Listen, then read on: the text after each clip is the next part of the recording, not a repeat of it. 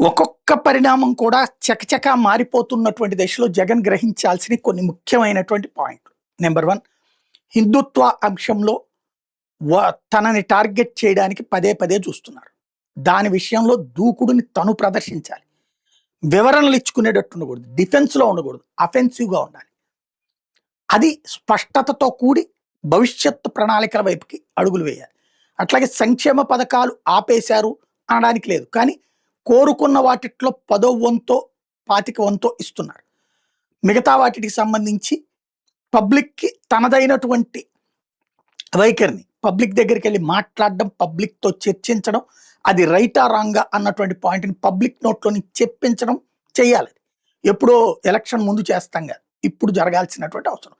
అది వాళ్ళు వద్దంటే పబ్లిక్ సంక్షేమ పథకాలు మీరు కూడా పెట్టబాకండి సార్ అంటే ఆగిపోదాం. లేదు సంక్షేమ పథకాలు మాకు కావాలంటే అప్పుడు మరింత దూకుడుగా ఉంది.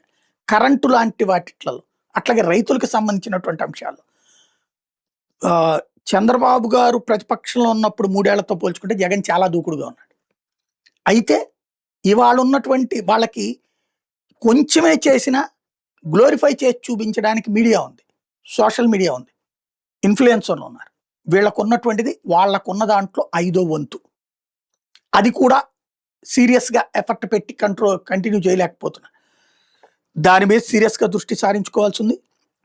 నియోజకవర్గాలకి సీట్లు పెరగబోతున్నాయి, పెరిగిన సీట్లతో ప్రిపేర్ అవ్వాలి.